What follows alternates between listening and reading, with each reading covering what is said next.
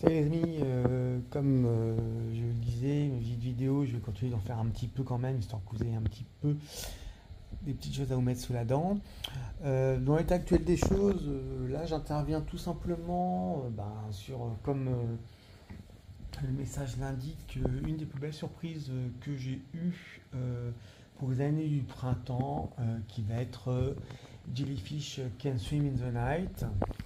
De cette saison, la plus grosse surprise que j'ai eue, je vais y arriver maintenant parce que là encore, on va sortir des sentiers battus, on va sortir des animés de fight non-stop, où c'est beau de voir les gens se fighter, non. Là, on sort vraiment du lot parce qu'on est vraiment sur un animé que je trouve touchant, attachant, qui fait grandir et qui est Jellyfish Can Swim in the Night. Sincèrement, tout simplement l'un des plus bels animés que j'ai pu voir pour cette saison et je n'exagère pas mes mots. Sincèrement, je trouve cet animé excessivement magnifique, non pas graphiquement, mais il s'agit d'un animé qui est dans une société régie par les diktats tout simplement des réseaux sociaux. Il y a 4 jeunes femmes qui vont s'efforcer de trouver un sens à leur existence en plein cœur de Shibuya. Le simple... alors, peut-être que le résumé ne va pas forcément plaire, mais c'est excessivement intéressant.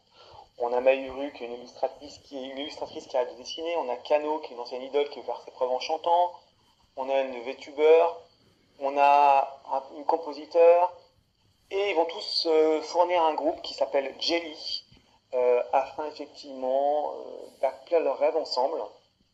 Ce qui est intéressant, c'est de voir réellement qu'il y a des vrais messages, que tout n'est pas facile, que tout n'est pas simple. Alors, je ne dis pas qu'il faut que les animés nous rappellent la dure réalité de la vie, mais c'est important de nous dire que les rêves, ça se mérite.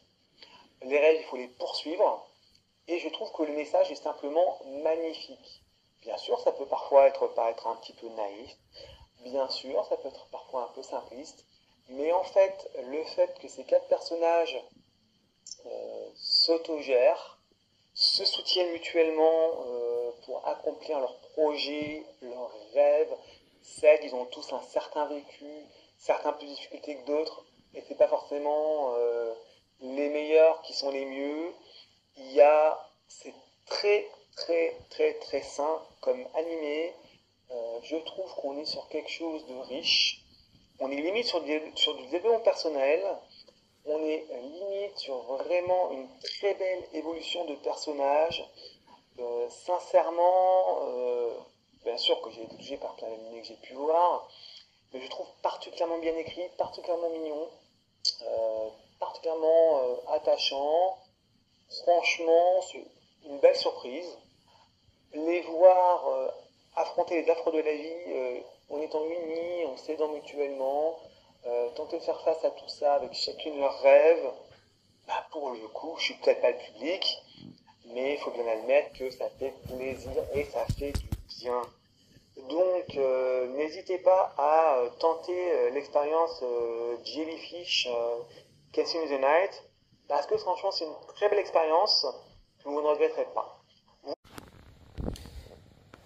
Cet animé qui est très riche, très beau, qui propose de très bons messages, offre également un côté très positif, un côté un petit peu apprentissage qui est très agréable, de très belles OST.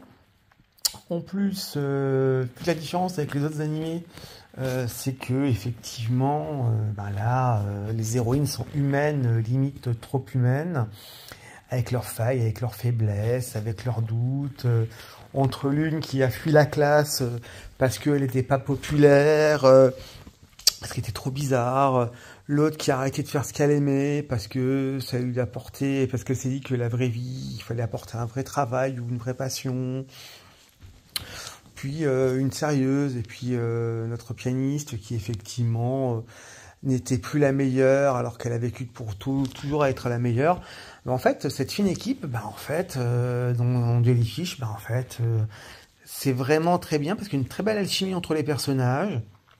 Il y a des dilemmes pour chacun, il y a des épreuves pour chacun. Chacune grandit avec effectivement les conseils, la vision des autres. Alors je dis pas qu'il faut voir le côté, la vie des autres pour se dire j'ai eu une meilleure vie qu'eux.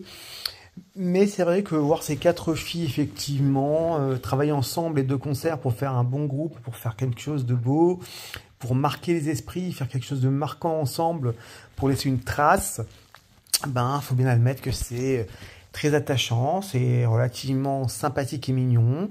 Alors bien évidemment, c'est peut-être, comme je le disais, un petit peu naïf ou comment dire, simplé. Mais en effet, ça fait du bien de pas avoir que des animés avec des prises de tête et de pas tout le temps avoir des fights, d'avoir quelques messages qui sont sympathiques.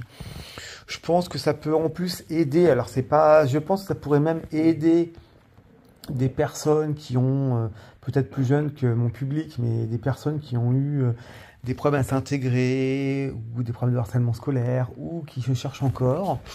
Donc je trouve que c'est très bien. Donc Jellyfish Can Swim in the Night, ben, je reconfirme ce que j'avais déjà dit. C'est vrai que pour moi ça a été une des plus belles surprises que je confirme et reconfirme. J'ai vu les douzaines d'épisodes.